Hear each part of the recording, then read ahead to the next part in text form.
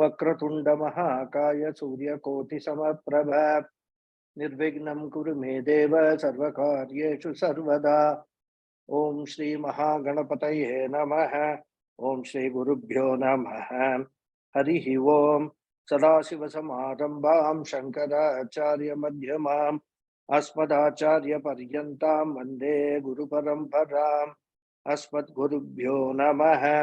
शारदा शारदाम्भोज वदना वदनाम्बुजे सर्वदा सर्वदास्माकं सन्निधिं क्रियात्। श्री शारदा परमेश्वर्यै नमः। ओम स्मृति स्मृति पुराणानाम् आलयं करुणालयं नमामि भगवत्पादं शंकरं लोकशंकरं शंकरं शंकराचार्यं केशवं बादरायणं सूत्रभाष्यकृतौ वन्दे भगवन्तौ पुनः पुनः। ईश्वरो गुरुरात्मेति मूर्तिभेद विभागिने व्योमवद्व्याप्तदेहाय दक्षिणामूर्तये नमः। ओम श्री मेधा दक्षिणामूर्ति स्वामिने नमः। ओम सहनाववतु सहनौ भुनक्तु सह वीर्यं करवावहै तेजस्विनावधीतमस्तु मा विद्विषावहै। ओम शांति शांति शांति। हरि ओम। श्री गुरुभ्यो नमः। हरि ओम। ओम पार्थाय प्रतिबोधितां भगवता नारायणेन स्वयं व्यासेन ग्रथितां पुराणमुनिना मध्ये महाभारतम् अद्वैतामृतवर्षिणीं भगवतीम् अष्टादशाध्यायिनीम् अम्ब त्वामनुसन्धदामि भगवद्गीते भवद्वेषिणीम्। यं ब्रह्मा वरुणेन्द्र रुद्रमरुतः स्तुन्वन्ति दिव्यैस्तवैः वेदैः साङ्गपदक्रमोपनिषदैः गायन्ति यं सामगाः ध्यानावस्थिततद्गतेन मनसा पश्यन्ति यं योगिनः यस्यान्तन्न विदुःसुरासुरगणाः देवाय तस्मै नमः। Namaste once again everyone. नमस्ते गुरुजी, प्रणाम। नमस्ते गुरुजी, प्रणाम। नमस्ते प्रणाम। न कर्मणाम् अनारंभात् नैष्कर्म्यं पुरुषोष्णुते न च सन्न्यस्सनादेव सिद्धिं समधिगच्छति. So this is the sloka which we started seeing the meaning in the last class. From this sloka, as I said, Krishna gets into the detailed teaching of the Gita. Because after having given the entire Gita in a nutshell to Arjuna, Krishna finds that Arjuna has not grasped what Krishna was trying to tell him in the second chapter. Basically, if you recollect, Arjuna's right now the idea is he doesn't want to fight this war. He wants to run away, and in fact he has also indicated that he wants to take sannyasa, go away somewhere and get rid of all responsibilities. Now, being the giver of the Vedas and Vedanta and the scriptures, Krishna knows all the nuances of various ashramas. What does it involve? Because every ashrama, from Brahmacharya to Grihastha to Vanaprastha and Sannyasa, is a progressive renunciation that one has to do. You have to outgrow one ashrama to get into another ashrama. Outgrow means what? You have to mature intellectually, emotionally mature to get into the next ashrama. That is the qualification for getting into the next ashrama. So therefore, Krishna here, having briefly explained in the previous sloka about the two kinds of nishtas, jnana nishta and Karma Yoga Nishta and Jnana Yoga Nishta. Now Krishna now gets into the detailed explanation of what these all mean, rather. And he uses the word here, Naishkarmyam. Naishkarmyam literally means actionlessness. That means what? If I don't do anything, I will sit in one corner, I will get moksha. That is the mistaken notion many people have. All I need to do is close my eyes and then do meditation. So there are a lot of such misconceptions about what these words like Naishkarmyam and all mean. Krishna wants to clarify all those things beginning from this sloka. So at the outset, he dispels the mistaken notion that some people may have, that reaching a state of actionlessness for gaining liberation means non-performance of activities. Sannyasis don't do anything, so they all get moksha. If I also don't do anything, I will also get moksha. And that is why many people have this mistaken belief that by merely taking to sannyasa or renunciation, a person can attain liberation. But that is not the case. Without going through karma yoga, sannyasa will be meaningless. And that is what Krishna wants to emphasize. And to go through karma yoga, first you have to go through the karma.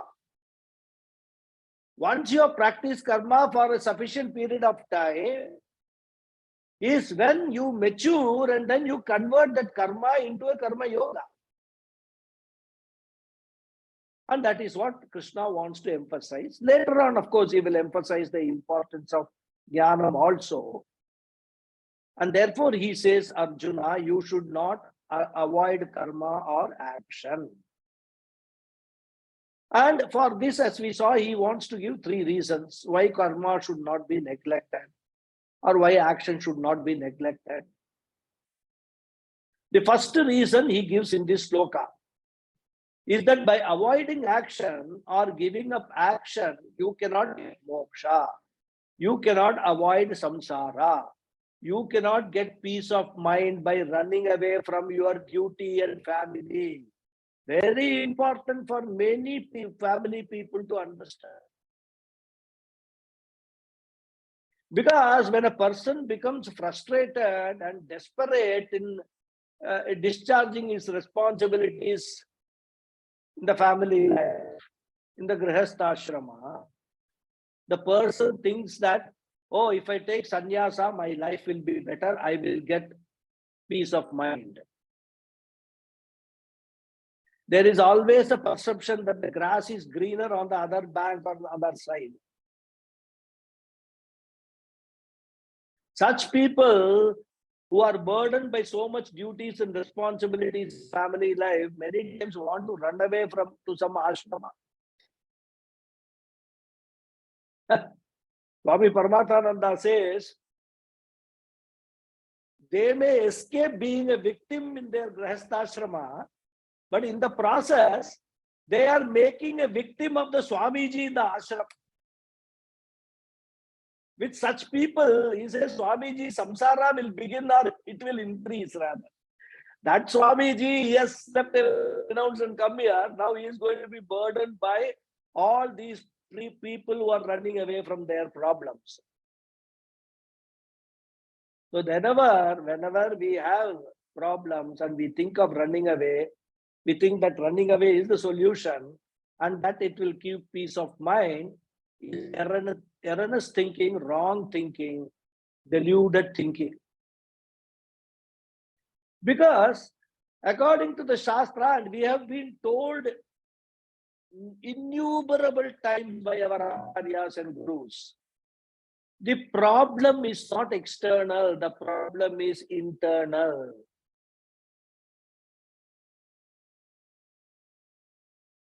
I often wonder, we hear all these things and we say yes, yes, yes. But then when it comes to practice, we ignore all this advice.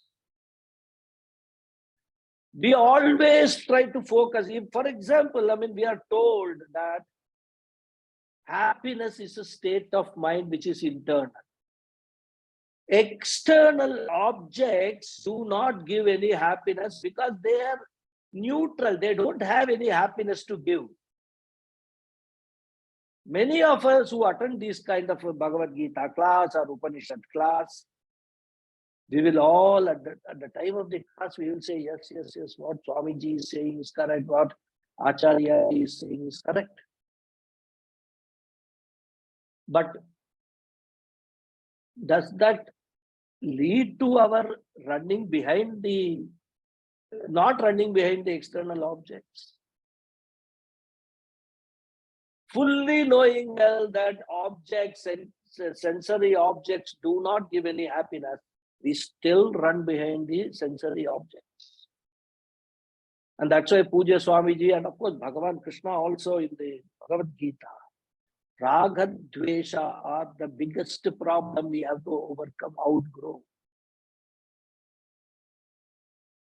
Therefore, a mind which is an ignorant mind, which does not know all these things or even knows but refuses to acknowledge, will suffer samsara wherever it is, whether it is in the grihastha-ashrama or vanaprastha-ashrama or sannyasa, it will continue to suffer from samsara. So only a knowledgeable mind will enjoy peace wherever it is. Even in grihastha-ashrama, a knowledgeable mind can remain in peace. Therefore, the problem is inside. But what we normally do, the biggest mistake we commit, we think that problem, the family is a problem, my son is a problem, my daughter is a problem, my spouse is a problem. So we have to go away from all these people to have peace.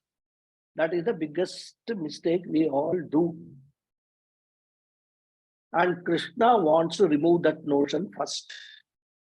Therefore, he says that by giving up karmas, you are not going to get moksha, peace of mind. He says, na karmana anarambhat. By anarambha means, arambha means starting or performing. Anarambha means non-performance.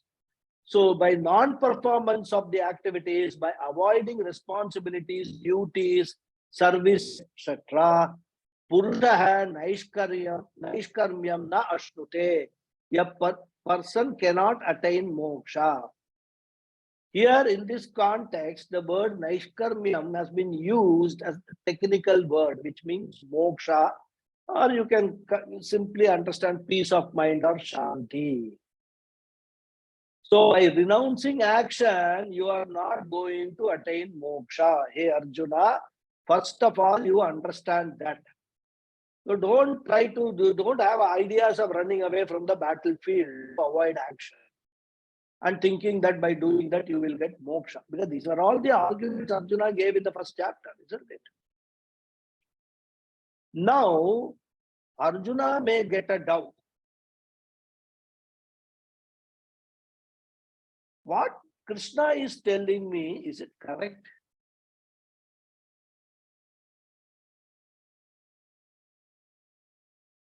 Because there are several mantras which say that moksha can be attained through sannyasa. For example, the Upanishad says, na karmana na prajaya dhane na tyage nike amritatvamānashuh parena nakam nihitam guhayam vibrajate yadyatayo vishanti.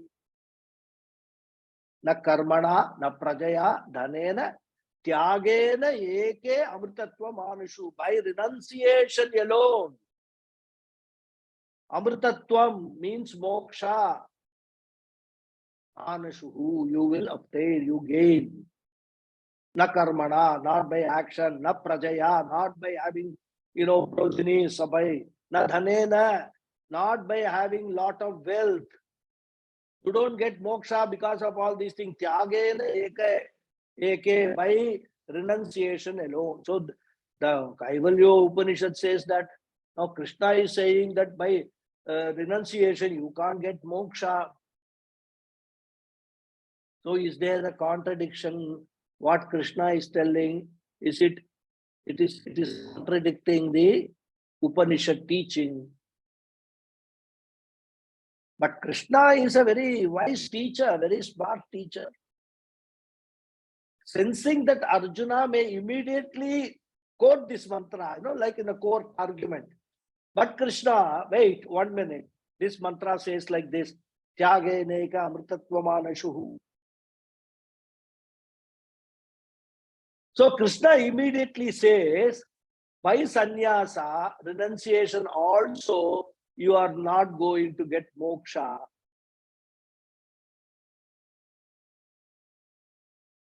And he clarifies further, says that whenever it is said that there is moksha through renunciation, whenever we talk of such slokas, we should add an expression, jnana sahitatyagena amritatvamanahu. Mere renunciation or detachment cannot give liberation.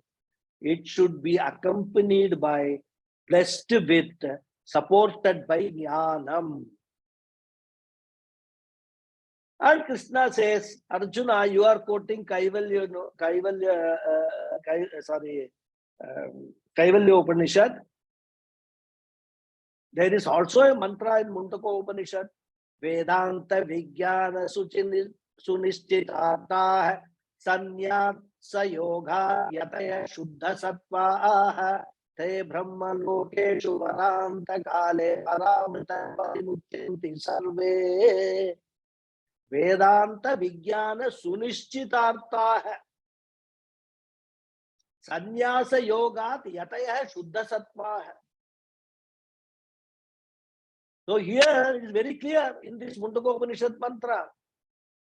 Says sannyasa is great, renunciation is great, but merely wearing saffron robes, merely staying in an ashrama, merely running to the Himalayas, etc., is not meant by sannyasa. Sannyasa means Vedanta Vijnana Sunishchitartha hai. Sannyasa will work only if it is backed by scriptural study. In fact, minus scriptural study, sannyasa can become a big problem. Krishna will talk about that later. What all kind of problems, sannyasa will face. Therefore, Krishna says in the second line, sannyasa eva, by mere renunciation, the eva kara is very important. By mere renunciation, by mere saffron robe wearing or donning saffron robes, siddhim na samadhigacchati. A person can never acquire moksha. Here siddhi means moksha. In the first line, naishkarmyam meant moksha. In the second line, siddhi means moksha.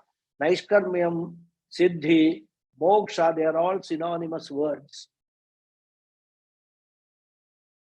And to emphasize that point, that mere sannyasa cannot give moksha, as I said, Krishna uses the word eva, alone. Eva means alone, mere. Mere renunciation cannot give moksha. Therefore, renunciation accompanied by knowledge alone gives moksha. This is the first argument Krishna makes. Then he gives the second argument in the next sloka.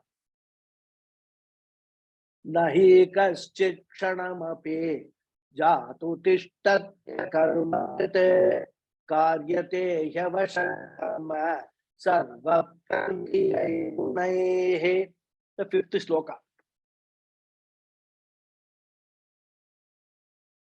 So the anvaya of this sloka is He na kaschit jatu tishtati akarmakrit kshanam api. He sarvaha avashaha karma karyate gunaihi prakrtijaihi. The word meaning, he indeed. Na kaschit, no one. Jatu tishtati, can ever remain. Akarmakrit, without action. Kshanam api, even for a moment. The second he is because sarvaha, everyone, avashaha is helplessly karma karyate, made to do action, gunaihi, by the gunas, prakriti jaihi, born of prakriti, born of maya, the trigunatmika maya. So indeed, no one can ever remain without action even for a moment, because everyone is helplessly made to do action by the gunas born of Prakriti. So in the first sloka, Krishna tried to dispel the notion that by giving up duties and actions, one can get moksha. He pointed out that by doing so, you cannot get moksha. Because mere sannyasa does not guarantee liberation. Here we have to understand the word sannyasa means renouncing all the actions, including all Vaidika actions and Laukika actions, all karmas. So the first argument was that giving up action does not guarantee liberation. Now the second argument he gives in this sloka is that even if you consider that giving up action will guarantee liberation, the problem is you cannot give up action at all. Everybody at every moment he will be forced to do some action or the other, governed by his or her character. Therefore, Krishna says, Kshanamapi akarmakrit na tishtati. A person cannot remain actionless even for a moment. And action need not necessarily be a physical action. Even a thought in the mind is an action.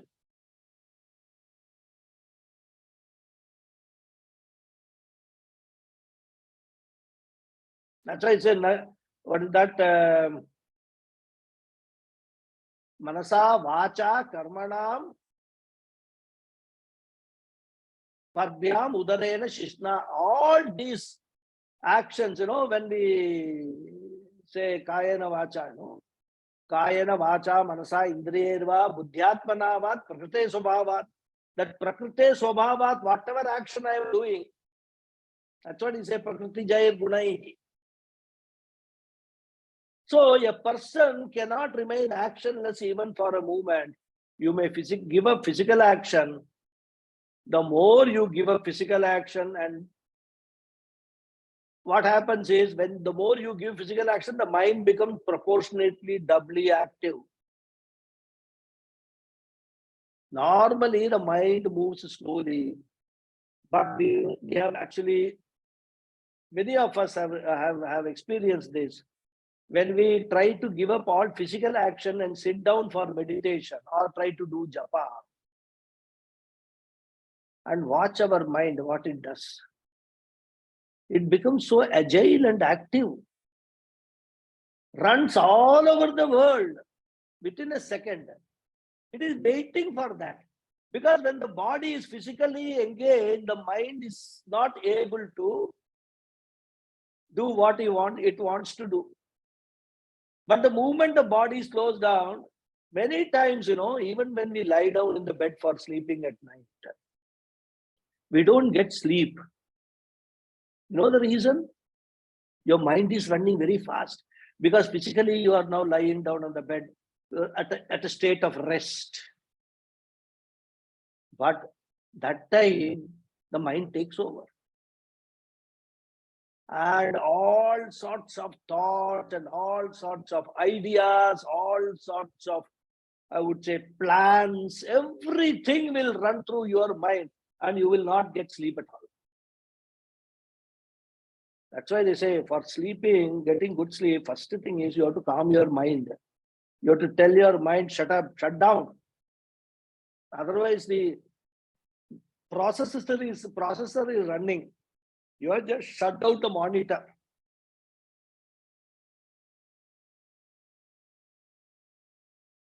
In fact, one of the Mahatmas, he says that even when we are doing japa, the tongue rolls out their namas. In the hand, the mala rolls. And the mind rolls all over the world. All are rolling, rather. Tongue rolls, hand rolls, mind also rolls. Therefore, jatu kshanamapi, even for a moment, a person cannot remain quiet. Why? Because he says, Prakriti jai gunaihi karyate. Every person is forced to do one action or the other by the three gunas of Prakriti, Maya, and which is the basic cause of creation. We are all part and parcel of this creation. And the Maya, we know, has got three gunas. And these three gunas pervade the entire creation. If you make an ornament out of a lump of gold, whatever is the composition of the gold, that will be the composition of the ornament also. Isn't it? If the composition has got 6% impurity of copper or silver, whatever is mixed with the gold, ornaments also will have the same amount of impurities.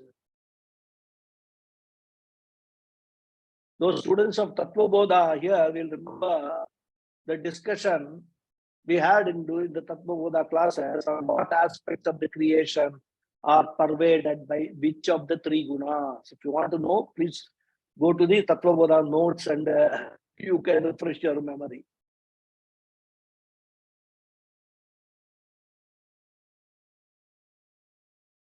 The rule is karye karana gunaihi anuvartate. The traits of the karanam, the cause, will be there in the effect also. The traits of the parents will be there in the child also. We say it genetic and all. So there is a predisposition of certain tendencies, including diseases. They say diabetes, etc. What is that? Hypertension, all hereditary, they say. Similarly, if Maya has got three gunas, the whole creation has also got three gunas. The behavior of every living being will be governed by these three gunas in different proportions.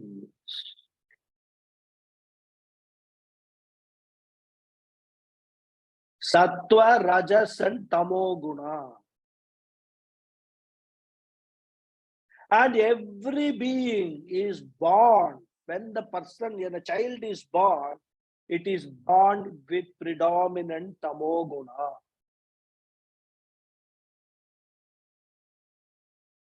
That is why the children, they only do two things. Sleeping all the time, eating, sleeping. That's all. And then, of course, excretion is there because the body has to remove all the physical impurities. Other than that, another sign of tamoguna is always crying. So, after some time, the rajoguna takes over, but rajoguna again,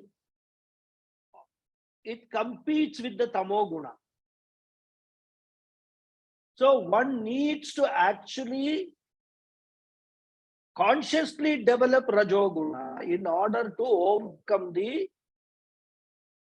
weaknesses of tamoguna. It is not that you can get rid of tamoguna. Tamoguna will be there, but you have to reduce its proportion to the minimum. Then rajoguna takes over, which is an action-oriented life. Rajoguna impulse action. But when you mature,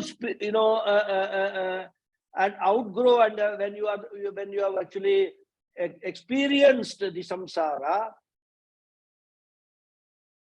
you outgrow Rajaguna and you have to consciously develop the Sattva Guna. The seeds of Rajoguna, Tamo Guna and Sattva Guna are already there because they are there in the Prakriti, in the Maya, of which we are a part. Those seeds are there. It is for us to pick up those seeds and develop. If we are in the spiritual path, what we should do, already we have taken care of the Tamo Guna. When we became very active, Rajoguna Pradhana we became. Now, when you have chosen the spiritual path, you reduce your actions and increase your Swaguna activities like gaining knowledge, contemplation, meditation, etc. And Sattva later on we will see what all, Sattva Guna Pradhana, what all, is involved in that.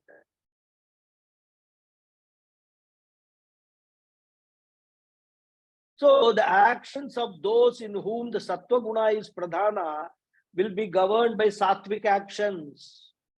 And the actions of those in whom Rajoguna is predominant will be governed by Rajasic type of actions. And the behavior of those in whom Tamoguna is predominant will be governed by Tamasic actions.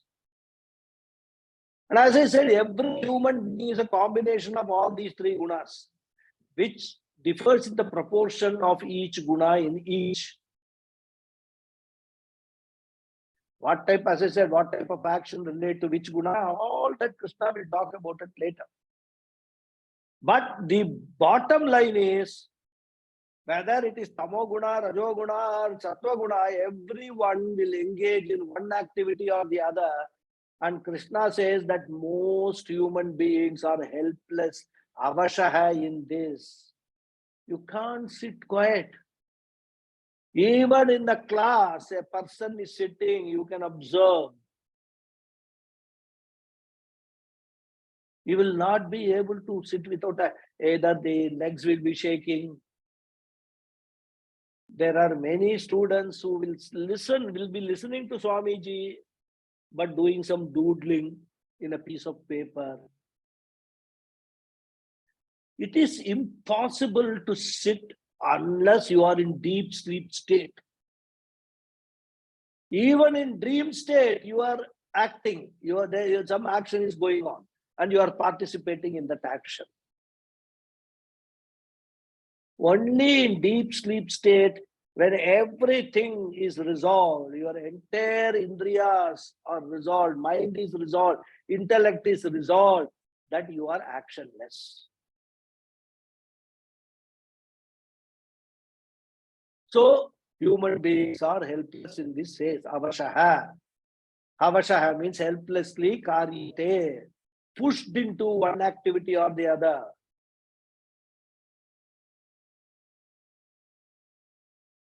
Even people while watching TV, mind will be going somewhere else. As I said, hands, legs will not keep quiet. Some people bite the nails. Or some people will just hold a pencil or pen, do like that. Something or the other you will observe, people will do. Why? They are helpless. They are doing all this unconsciously many times. They don't even realize that they are doing it. That is the force of the Prakriti of the Maya. So the old vasanas show us that is the nature of the mind. Therefore, Krishna says it is impossible to give up action. Maximum you can do is to reduce or redirect the action. And having said this, what Krishna is now trying to do, he will come to that later. He says, in Karma Yoga, Krishna's objective is not to stop the action, but first channelize our energy into the right actions, into the right attitude. Therefore, our aim is not stopping the action, but our aim is directing the action. And that's why, in meditation, people try to stop the thought. Oh, I'm not going to think about this. I'm meditating. These thoughts are coming in my mind. I'm going to put a stop to it. That's a big mistake people do. The more you put pressure on the mind not to do a thing, the mind, as it is said classically, is a monkey. It will jump more.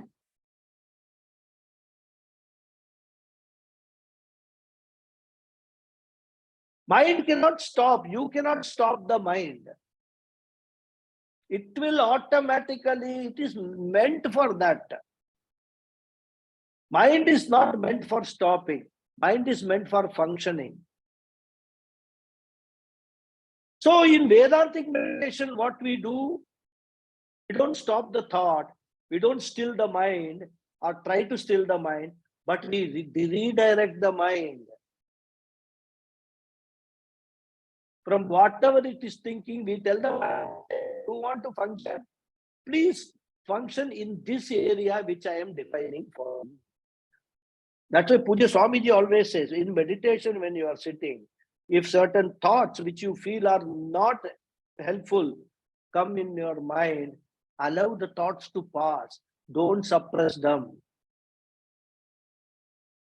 Let them pass. Let them go away like the waves.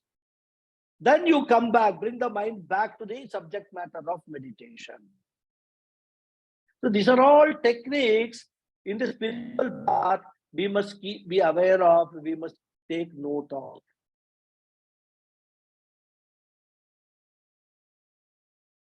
Therefore, Krishna says that even if you try to give up your action, wherever you go, you will start a fresh action.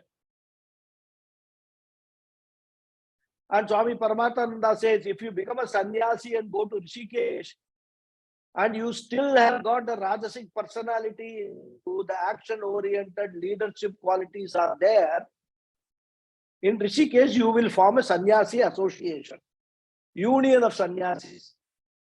Rishikesh Sannyasi Union or something like that. But there also you may do some good deeds only, not that union means you are going to strike, declare a protest against whom, right? But you may engage in some good blood donation camps, setting up hospital, poor feeding of sannyasi cannot do, because he himself is going to live on bhiksha. He says that if he is a commercial-minded person, he may even start a Rudraksha business. He will get a Rudraksha from, because I'm told that Indonesia, Rudrakshas are very famous in Indonesia. So he may get the Rudrakshas from there, and then he will make a business out of it. Of course, the money he earns, he will use for some good cause only. But action, what we are focusing is that action-oriented person, even if he takes sannyasa, he cannot remain quiet.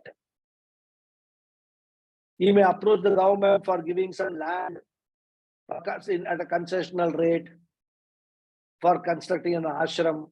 All this a sannyasi will do. Therefore, even after renunciation, action of some kind or the other will not stop, because that is the human nature. And therefore, Arjuna, even if you try, you will not be able to give up action. So why even attempt it?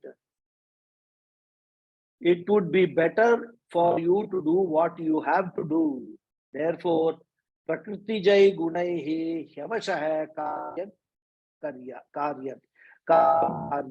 Karyate. So first argument was what? By giving up action, you will not get moksha. Second argument is, Arjuna, you cannot give up action also.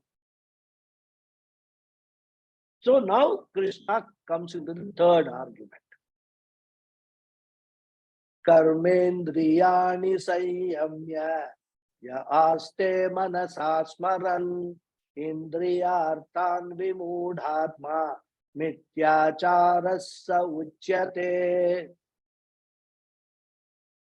The Anvaya is Yaha Sanyamya Karma Indriyani Saha Vimudhatma Aste Manasa Smaran Indriyarthan Mityacharaha Uchyate. Yaha, one who, Sanyamya, having restrained, Karma Indriyani, the sense organs, the organs of action, Karma Indriyani. Aste, who remains, Manasa, mentally, Smaran Indriyarthan, dwelling on the sense objects, Saha Vimudhatma, that deluded person, Uchyate is called Mityacharaha, hypocrite.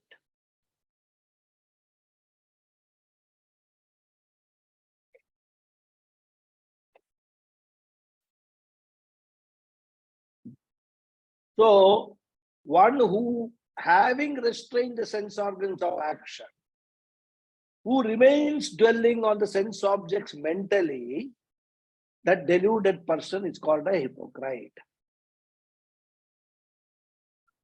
So the third argument that Krishna gives here is that even assuming that you are able to give up the actions, all assumptions, it's like Krishna is presenting it with all options so that Arjuna, any doubt, lingering doubt in Arjuna's mind on this subject is taken care of. So he says that giving up of action is a highly risky affair also. Instead of promoting self-knowledge and moksha, it can become counterproductive.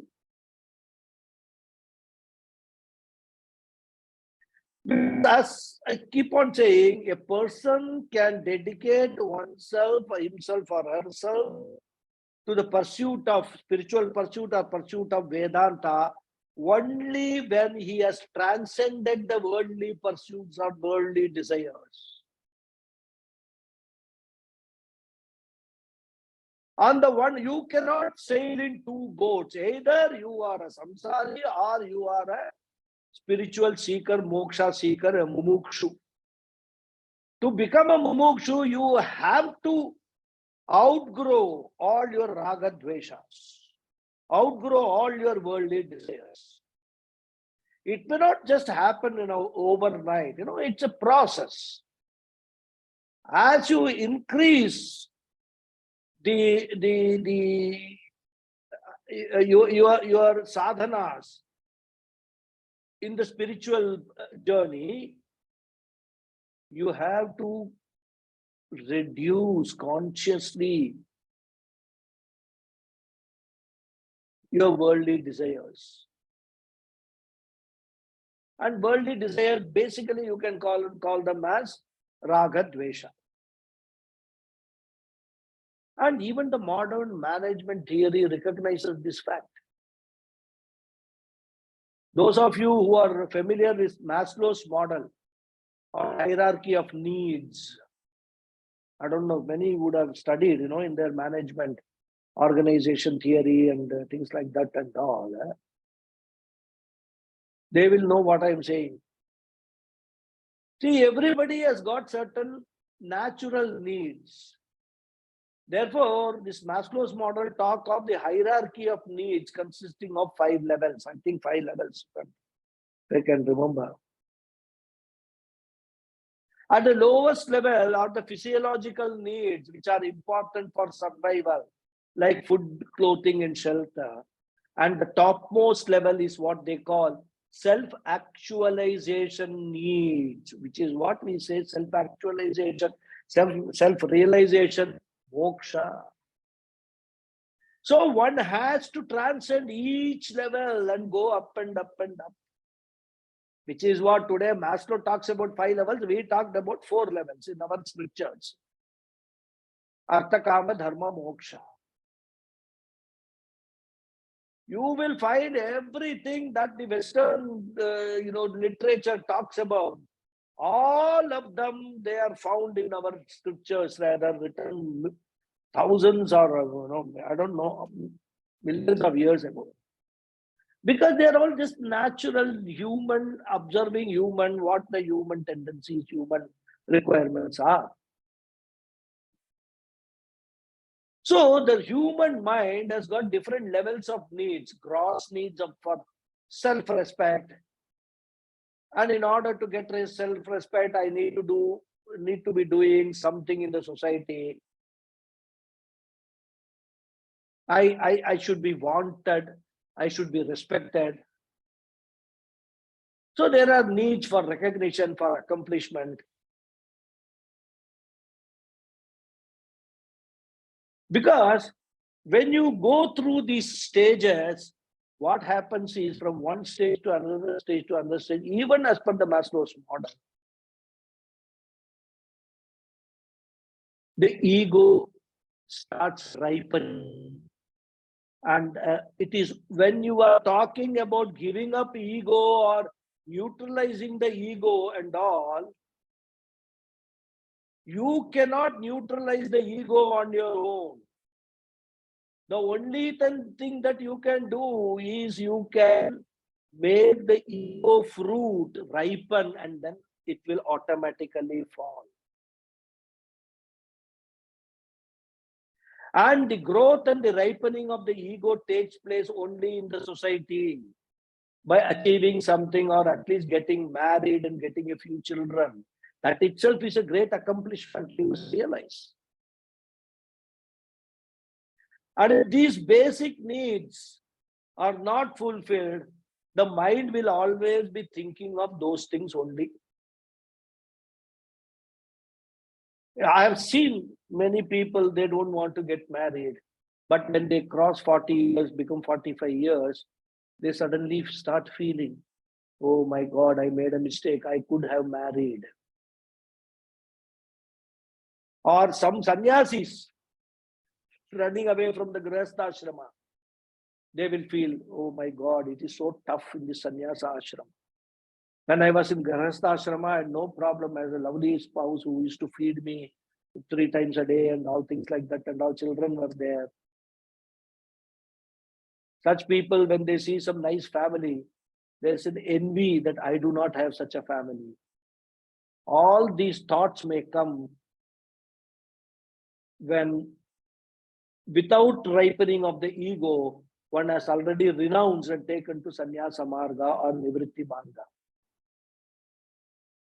And in our society, the most peculiar thing is that sannyasa marga is a one-way street. One-way street, On the other side, there is a no entry board. From Grihastha ashrama, sannyasa ashrama is possible, but not the other way around. Brahmachari to Grihastha is possible, but Grihastha to Brahmachari is not possible. Grihastha can become a sannyasi, but a sannyasi cannot become a Grihastha. In fact, Puja Swamiji, during his talks and all, he used to narrate stories of many sadhus, many sannyasis in Rishikesh, who regretted having taken sannyasa. The regret was because they would have taken sannyasa on an impulse, maybe due to some quarrel with the spouse or children or some family problem, some other frustration at home or the society, workplace. So many reasons could be there. Their ego is active and not have matured. They would not have gained sufficient sadhana chatushtaya sampatti, which would have helped in neutralizing the ego to a large extent by developing viveka, vairagya, titiksha, etc. Because we must understand one thing, the life of a sannyasi is not easy living. Living on bhiksha is not an easy thing at all. You may get, you may not get. Traditionally, of course. These days, there are ashrams who provide free food to everybody, including sannyasis. So if you happen to be a sannyasi in Rishikesh, at least food you are assured of. You can walk into an ashram and you will get food morning, evening, afternoon, and all. But then in the sannyasa ashrama, one cannot fulfill one's desires. One is deprived of a comfortable life. Most important thing is developing an attitude of edrucha lama santushta. Whatever you get, you have to learn to be happy with that. Because sannyasa ashrama is an ashrama in life in which you are learning to be self-sufficient physically, psychologically, emotionally.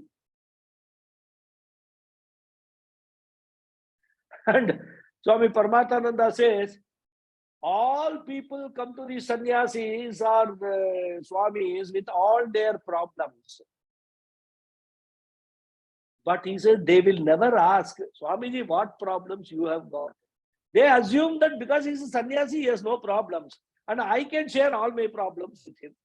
And he says that nobody even bothers or even thinks that sannyasis also can have problems. Therefore, if Krishna said that if the mind is not ready for sannyasa, it can have a double life. Externally, there is detachment. Mentally, the person may still be dwelling upon the worldly things. And such a life is life of mithyachara, hypocrisy.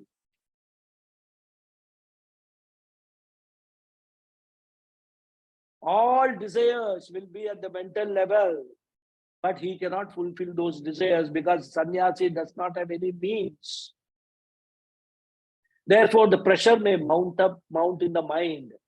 Either he may go crazy or he may just give up sannyasa and come back to grihastha ashrama, even though scripturally that is not allowed.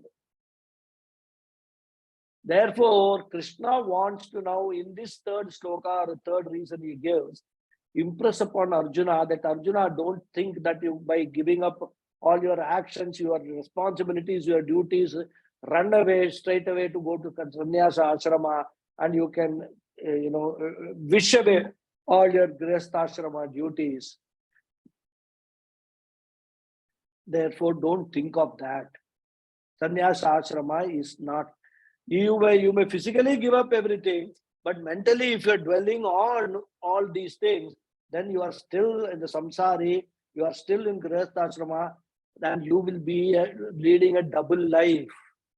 Physically, one life, mentally, another type of life. You will be a hypocrite.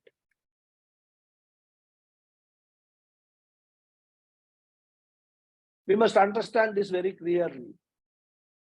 Even though there is no choice in which the sadhana, that is between karma yoga sadhana and jnana yoga sadhana, there is no choice. One has to go through karma yoga sadhana and jnana yoga sadhana in sequence. There is a choice with regard to ashrama, the lifestyle that a person has to take to. And the question can come, which ashrama should we choose? And here Krishna also wants to tell that there is no uniform answer to the question because it will depend upon the type of the seeker. So the Shastra also does not point out that this ashrama is better or that ashrama is better. Every ashrama has got a purpose to serve. Once that purpose is served in that ashrama, then automatically you will enter the next ashrama. Just like a doctor cannot prescribe a uniform medicine to everyone. It will depend upon the type of the patient, what type of constitution the patient has. Some people may be allergic for penicillin and all that. So the doctor cannot prescribe the penicillin injection or penicillin medicines for such people. So depending upon the type of patient, the doctor will prescribe. Similarly, depending upon the type of the seeker, the Shastra also will prescribe this ashrama is better, that ashrama is better. But here Krishna makes a general observation with regard to the ashrama and says that between the ashramas, sannyasa ashrama is more difficult. It is not meant for majority of the people. It is only meant for a small minority.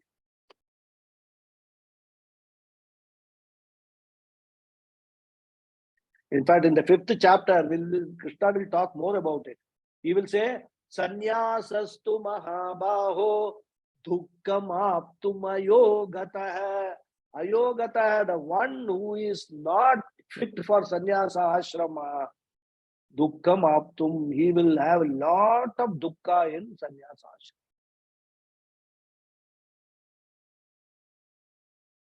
So it is better that a person continues in the grihastha ashrama throughout life, or if at all a person is interested in sannyasa according to the scriptures,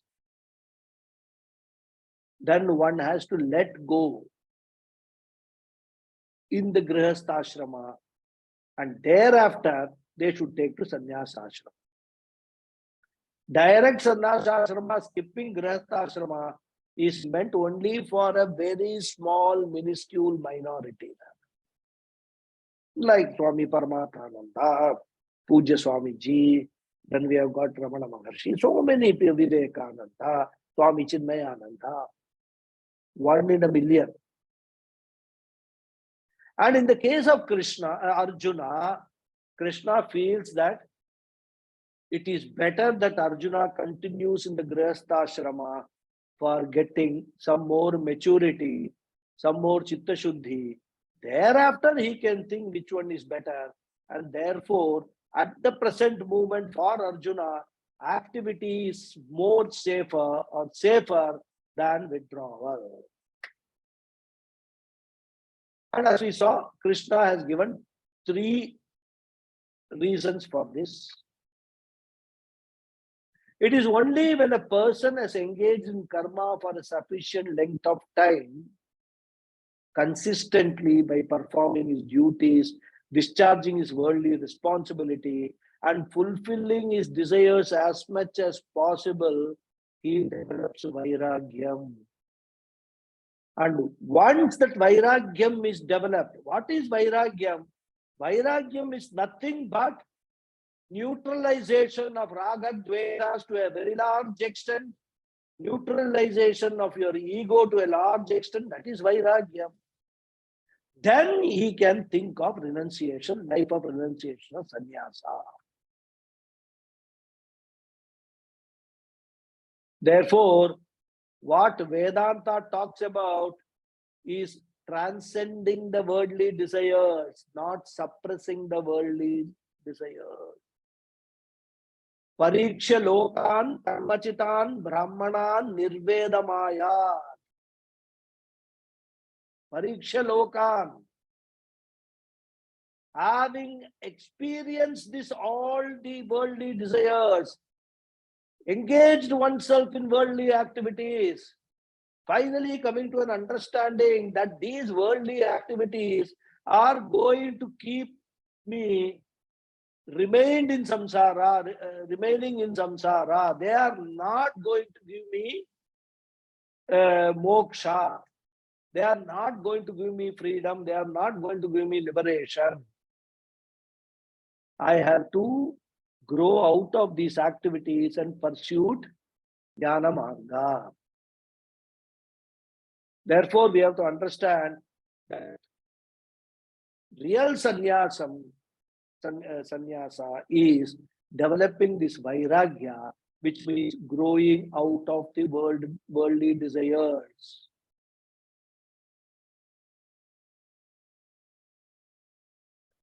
But having thoughtlessly taken to sannyasa ashrama by not growing out of the worldly desires, amounts to suppressing the desires, and Krishna calls him a mityachara. In the garb of a Swami, though his attire and his words are of a Swami, of a sannyasi, he declares himself to the world that I am only thinking of dharma and moksha. In his mind, he continues to dwell on artha and kama. Thus, there is a double personality, a split personality. And therefore, Krishna calls him Mityachara. He says, Arjuna, you should not be Mityachara because that is a very great strain in the personality. And therefore, Krishna says, Karmendriyani Sanyamya, because he has to put on saffron robes, he cannot go after pleasures like a worldly man. Karmendriyani Sanyamya, physically withdraws from sense pleasures, but Manasa Indriyarthan Smaran, his mind is constantly thinking of worldly objects. He is cheating the world and he is also cheating himself. Such a person, he calls him Vimudhatma, a deluded person, a split personality, a confused personality. The person is not clear, very clear what he wants in life. Such a person, he calls him a hypocrite, Mityachara. We'll see more in the next class. Okay. Om Purnamada Purnamidam Purnat Purnamudachyate Purnasya Purnamadhaya Purnameva Vasishyate. Om Shanti Shanti Shanti. Harihi Om Shri Gurubhyo Namaha. Harihi Om. Namaskaram, Thank Guruji. you all very much. Namaskaram. Thank you. Namaskaram. Namaskaram. Thank you, Guruji. Namaskaram. Namaskaram, Guruji. Thank you. Thank you. Namaskaram. Thank you. Thank you very much. Thank you very much, Guruji. Namaskaram. Thank you, Guruji. Namaskaram. Namaskaram. Thank you. Thank you, Guruji. Pranam. Thank you. Pranam. Any hands going up? Oh, one hand. Yes, Sulekha ji. Yes, tell me. Namaste, Guruji. Thank you for Namaste. today's talk.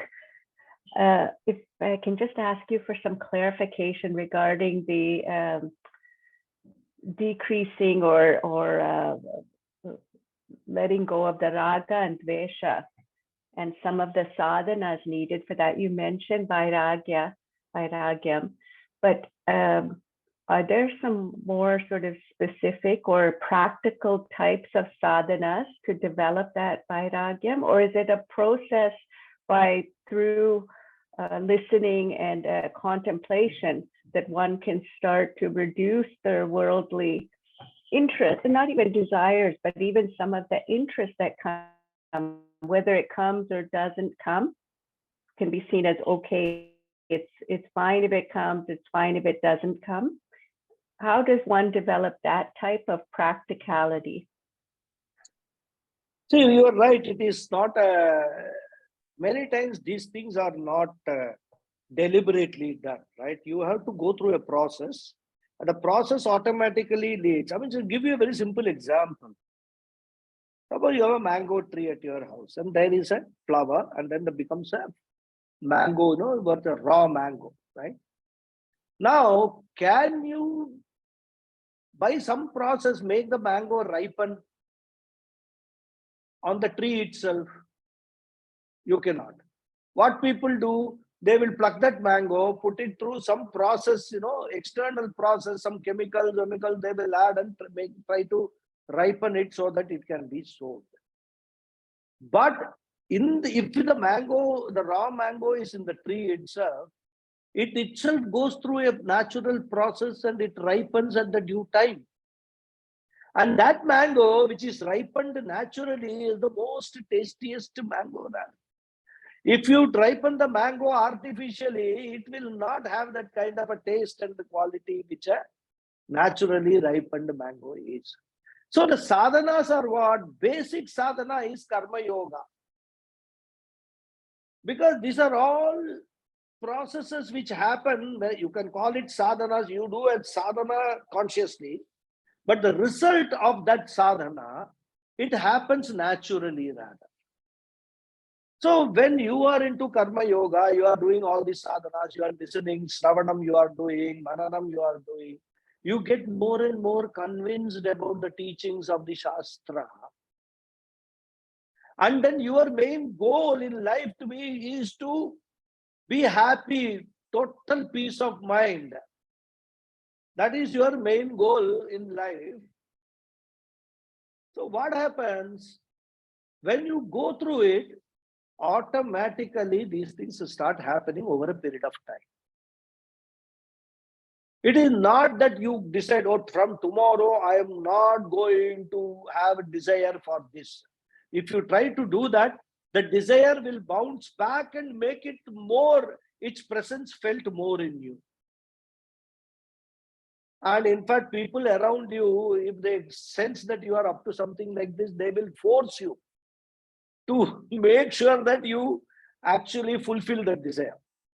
Hey, what man, what is this? Why you are doing all these things? I can't understand. They will never understand. They're very honest about it. I can't understand it. They're very honest because they have no understanding of all these things. Then they will say, oh, it's only once you do it, it doesn't matter. All that. So, I mean, a very classic example I've seen. Suppose you are in the process of maturing and you just want to sit, contemplate, focus on studies and things like that. And somebody in the family has planned some pleasure trip to some place. You have no wish to go, no desire to accompany them, right? You want to be left alone with your sadhanas, whatever you are pursuing. Do you think they are going to leave you? They will not. All this yoga, Vedanta, and all you can do later. Come with us, we'll enjoy, lovely place, so many things to see and all that. They will force you.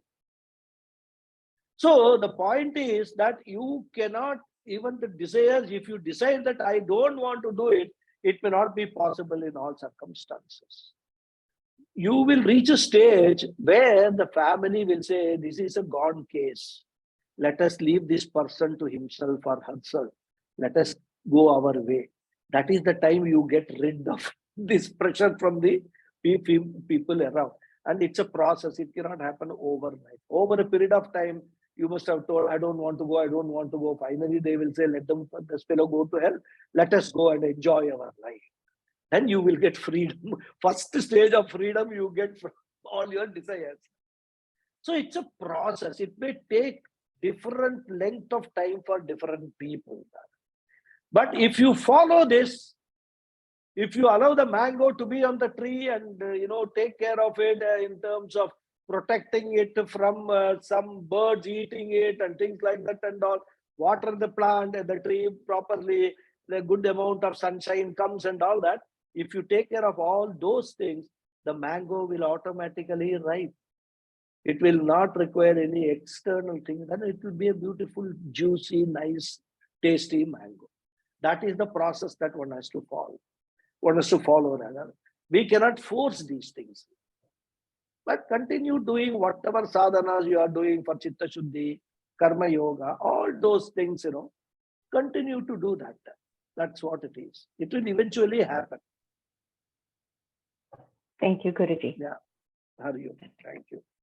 Very clear. Thank you. Hari Om. Hari Om. Thank you.